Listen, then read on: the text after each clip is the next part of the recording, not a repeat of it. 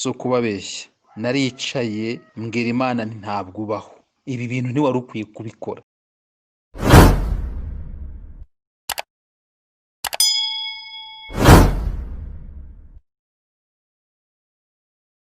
Ndabasuhuje mu izina rya Yesu Kristo, amahoro n'imigisha Imana itanga bisesekare kuri buri wese ahari. Imana ibahe umugisha cyane.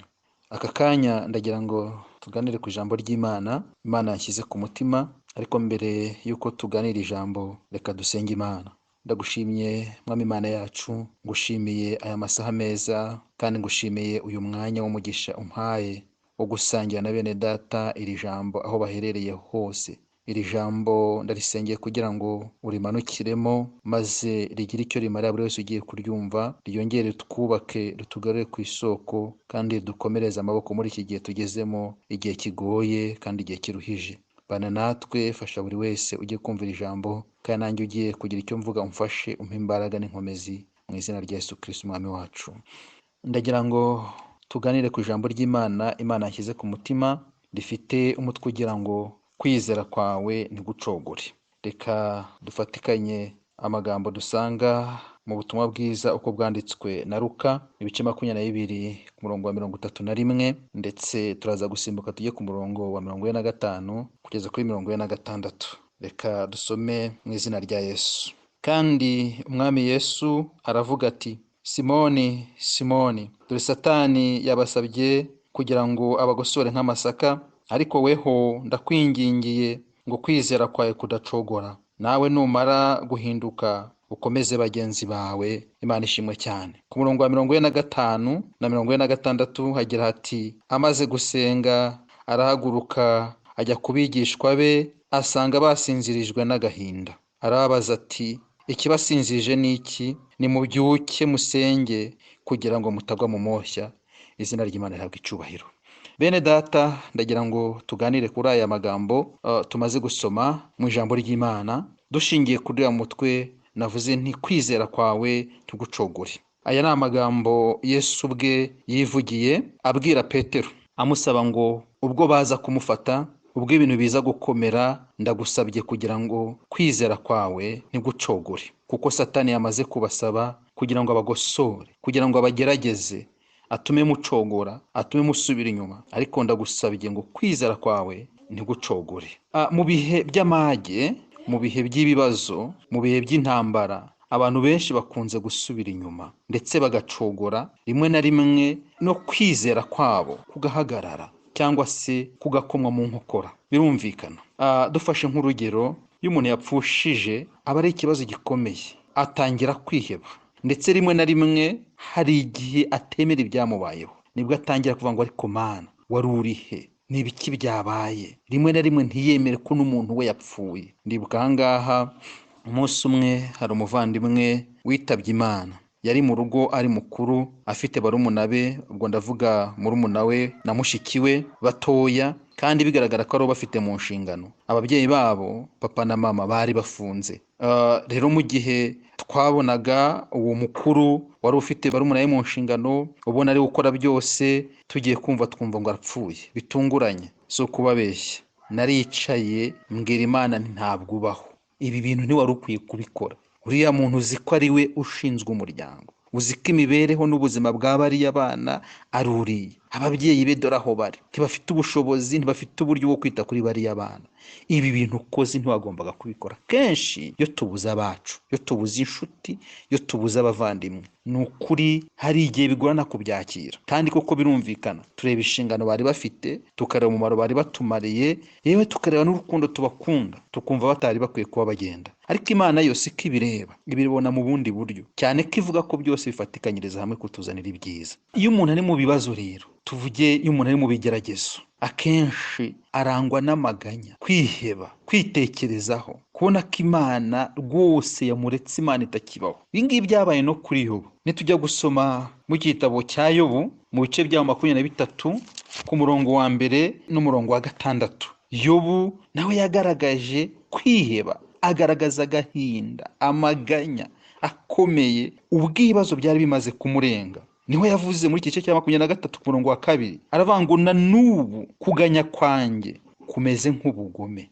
imikoba nkubitwa isumba umuniho wanjye. Yaba narinze aho nyibona, aho yavugaga Imana, yaba narinze aho nyibona ndetse ngo shyikire intebe yayo, nayitangirira urubanza rwanjye rwose, akanwa kanjye kakuzuzamo amagambo yo kwiburanira, nkamenya amagambo yansubiza kandi nkumva icyo yambwira. Mbese yankangaza imbaraga zayo nyinshi? Oya, ahubwo yanyitaho. Yobu ageze aha arimo, yaba nari nyibonye, yaba nari menya intebe yayo iri, nkayibona, nayibwira amaganya yanjye, nasuka umubabaro wanjye imbere yayo. Mu bibazo, mu ntambara, mu kaga, mu makuba, mu bigeragezo, niko bigenda. Abantu hari igihe aboneka ko bihebye. Gusa ahangaha Yobu we yari agifite kwizera, nubwo byamukubitaga, nubwo yababaraga, ariko yagumanaga kwizera, akirinda gucogora. Haleluya. Nujya ku murongo wa 10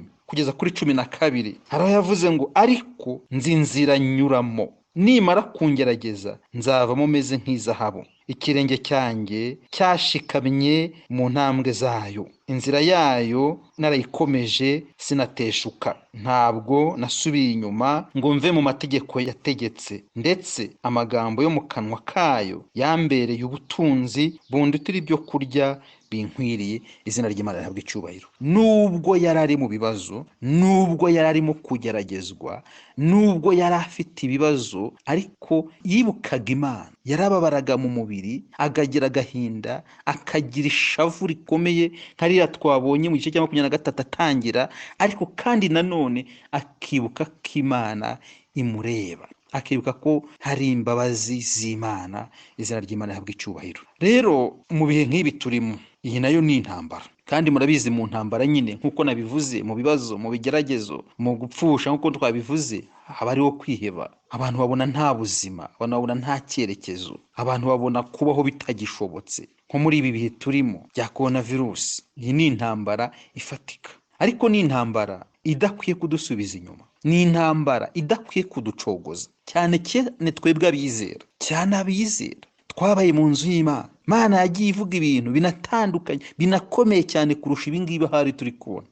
Biranashoboka ko ibiri imbere ari nabyo bikomeye cyane kurusha ibingibi, ariko si uko byamera kose bitume ducogora, bitume tureka Imana tuyibagirwe. Hoya, ntibikwiye. Ahubwo iki ni cyo gihe cyiza cyo gukora, nubwo ari mu mwijima, nubwo bigoye, nubwo bikomeye, ariko iki ni cyo gihe cyiza cyo gukora. Hari umuntu umwe wavuze ngo, ni imvugo ikunze kuvugwa hanze, ngo y'imipaka ifunze niho forode zambuka. Kandi koko nibyo, y'imipaka ifunze niho forode zambuka.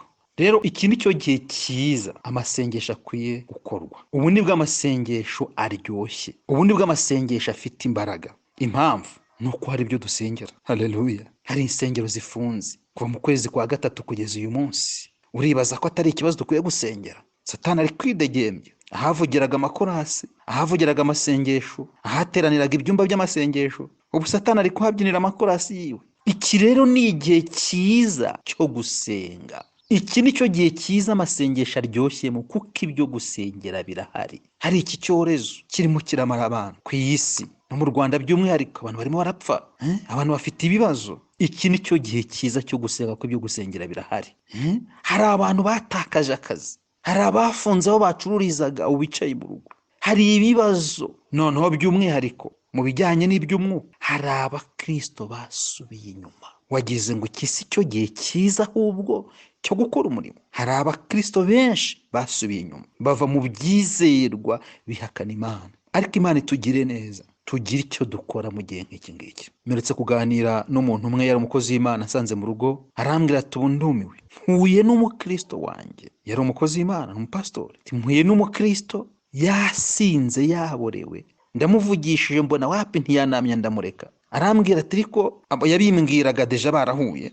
Arambwira ati, mu gitondo nagiye kumusura, sangayo umudamu arabimpisha ko ahari. Ndababwira nti, rega arahari, kuko uko namubonye ejo ubu ntaho yagiye, ahubwo mumpe. Umudamu ati, se nawe waramubonye? Reka nze mubwiraze. Araza n'ipfunwe n'isoni, aramaze, niko kuko wageze ku rwego rwo gusinda ku buryo utamenya n'uwo muhuye? Arambwira ati, rega pasiteri, muri ibi bihe urumva ni ibihe bigoye, twaganiye n'abantu bavuga n'ubundi ku isi irangiye, ko n'ubundi ari wahandi nta buzima. nagurushije imyaka yanjye, baranshuka nyine, tunywa inzoga tubona ubuzima bwarangiye. Ni ikibazo gikomeye. Niba abakristo bageze aho babona ko ubuzima bwarangiye, agahitamo kujya kuzirura bya bindi yazizaga, urumva ko hari ibyo gusengera. Hari abasubiye inyuma. Buriya hari abantu bakomezwaga nuko hari amateraniro, hari abantu bakomezwaga nuko bagiye mu rusengero bakajya mu cyumba cy'amasengesho bagakomera. Birumvikana, ntabwo mu gakiza abantu bose bangana. Hari n'abana bari bakirerwa. Uribaza uyu munsi abo bana barerwaga bari hehe? Nubwo muri ibi by'agakiza ntavuga ko hari umuhanga muri byo, ukuze muri byo, n'uwari ukomeye afite imbaraga ashobora gusubira inyuma bikarangira. Ariko noneho nk'abo bana bari bakiramizwa amata, ubu bari hehe? Ibyo gusengera birahari. Iki ni cyo gihe cyiza amasengesho aryoshye, kuko icyo kubwira Imana kirahari kuruta uko cyari gihari mu bihe byashize. Urambaza uti se kuvuga gusenga turasengera hehe? Munyemerere mvuge ko aho gusengera naho hahari, ahubwo ahahari haruta aho twasengeraga mu bihe byashize. Munyumve neza impamvu mbivuze. Aho turi gusengera ubu, abari mu rugo, ni umwanya mwiza cyane wo kwitekerezaho, ni umwanya mwiza cyane wo kumva Imana n'icyo Imana igushakaho, kuruta cyane cyagiye twagendaga dusengera abantu 300, 400, hari Imana inavuge ntumenye ko aribwiye, cyangwa se ukumva uryohewe na wa muziki wari uhari gusa. Ariko ubu none ni wa mwanya mwiza winjira mu cyumba cy'urusengero rwawe ukavugana n'Imana. Haleluya! Aho gusengera harahari, haryoshye cyane. Ubu ngubu Imana iryoshye kurusha uko yari iryoshye mbere ya COVID. Abanyamasengesho barimo ahangaha barabyumva. Iki ni igihe cyiza cyo kwegera Imana kuruta uko twayegere mu bihe byashize. Haleluya! Ariko ubutumwa natanga ku bakristo muri rusange ni ukwambara imbaraga, tukirinda gucogora mu gihe nk'iki ngiki, nk'uko Yesu yabibwiye Petero avuga ati ndakwingingiye wirinde gucogora kandi nukomera. Haleluya! Ukomeza abandi. Bene data bakristo bagenzi banjye, iki ni igihe cyo gukomera kugira ngo dukomeze abandi. Imana iri kuguhamagara ngo komera, ambara imbaraga, senga kugira ngo ukomeze abandi. Haleluya! Hari babandi twavugaga, babandi bari bakiri abana mu buryo bw'umwuka. Bamwe nawe wareraga, ubizi ko wareraga. Abo wareraga muri korari, abo wareraga mu cyumba cy'amasengesho, abo wareraga mu budiyakoni, abo wareraga mu bushumba. Hari abantu barerwaga. Tangira wibaza aho bari nuko bameze. Iki ni igihe cyiza cyo kubegera. Iki ni igihe cyiza cyo kubabwira Imana. Haleluya! Ni igihe cyiza cyo gutanga ubujyanama kuri abo bari kuvuga ati n'ubundi byarangiye, ibyo gusenga burya ntibinabaho, babigize akamenyero. Ariko bakeneye ubujyanama buvuye ku bakozi b'Imana. Mukristo mugenzi wanjye, iki ni igihe cyawe. Fata uruhare rwawe, nanjye fata urwanjye. Nubwira umwe nkabwira undi, ni ukuri tuba twubatse ubwami bw'Imana. Tanga ubujyanama, senga. Hari uburyo bwinshi wayikoreramo. Aho uri icyo ukora. Imana yoroheje n'ibintu, hari imbuga nkoranyambaga. Bwira umuntu ijambo ry'ihumure. Shyira kuri stati yawe ijambo ry'ihumure rikomeza abantu. Bwira abantu ijambo ryongera kubasubiza mu ibyiringiro. Jya kuri social media, jya kuri WhatsApp nk'uku nguku. Ubwira abantu, ubahumurize. Haleluya! Ikindi noneho si n'ibyo byo kuvuga gusa no kujya inama no gusenga. Koresha n'ubushobozi Imana yaguhaye. Hari abari kuburara, hari abafite ibibazo, bakeneye wowe, bakeneye we kwagira icyo ukora. Undi butumwa natanga ni ku bakozi b'Imana, abapastori, abashumba, abavuga butumwa, abantu batandukanye Imana yahamagaye. Iki ni igihe cyiza cyo gukorera Imana. Niba hari igihe cyiza cyo gushumba, iki ni cyo gihe cyiza cyo gushumba. Ntabwo ndi umushumba, ariko iyo nanarije situation turimo n'igihe turimo, nicyo gihe cyiza abashumba bakabonye umwanya wo kuragira. Kuko intama zimwe zatangiye kona, zatangiye kujya mu mirima y'abandi kona. None se y'intama zigiye kona, se abashumba bafata ingamba? Abashumba, abapastori, abavuga butumwa, abakozi b'Imana, abayobozi mu nzego zitandukanye z'umurimo w'Imana, iki ni cyo gihe cyiza cyo gukora umurimo w'Imana. Egera intama zawe. Uti ntabwo byemewe. Biremewe mu buryo ubikoramo bw'igishumba, mu buryo ubikoramo bw'umukozi w'Imana, unirinda COVID. Biremewe. Imana irabyemeye, Imana irabyemera. Sura intama zawe, sura umwe ku wundi. ubu nibwo zigukeneye. Hari abantu bumvaga ijambo ry'Imana ku cyumweru rikabafasha, akirwa muri ya miruho ye y'ibibazo, minsi 7 yarangira, ku cyumweru hagera kumva araruhutse kubera ijambo yumvisha. Ubu noneho kirashira, ikindi kigashira, ikindi kigashira, atumvisha iryo jambo. Uribaza ko uwo muntu abayeho ate, kandi ko ari wowe Imana yatoranyije wo kumugaburira. Nubwo turi mu bibazo bimeze gutyo, ariko nta gucogora gukorera Imana. Iki ni cyo gihe cyiza cyo kugabura abakozi b'Imana. Iki ni cyo gihe cyiza cyo gutanga ibiryo, kuko niho bikenewe. Mu gihe abantu bashonje niho bakeneye kurya. Muri bya bihe insengero zigifunguye, wikubitaga hirya ijambo ry'Imana, wajya ari kumva mu cyumba bari gusenga, ahantu hose ukumva ibyo kurya birahari. Navuga ko nta n'inzara yari ihari muri icyo gihe, ariko kandi niho abantu barakoraga cyane muri kiriya gihe. Ubu rero niho abantu bashonje, nicyo gihe cyiza cyo kugabura iby'Imana. Haleluya. Egera intama zawe bucece, egera abantu bawe bucece, sura umwe ku wundi, cyangwa agapfukamunwa kavuga ati uyu munsi ndajya kuganiriza runaka, musengere. Reka mbabwire bene data, hari abantu ugera mu rugo rwe wakubita isengesho, warizamura, wataka avuga ati Imana iguha umugisha, umvanye ahantu nari napfapfanye. Wari musengera kumva asubijwemo ibyiringiro. Kandi n'iki Imana ahamagariye abakozi b'Imana batandukanye. Intego y'iri jambo navuze ngo kwizera kwawe ntigucogore, ntigusubire inyuma. Iki ni cyo gihe cyiza cyo gukorera Imana. Ubu nibwo buryo bwiza bwo kugabura, ubu nibwo buryo bwiza. Iki ni cyo gihe cyiza cyo gushumba. Haleluya. Imana yoroheje ibintu muri iki gihe. Imbuga nkoranyambaga, kuri WhatsApp yawe gabura. Haleluya.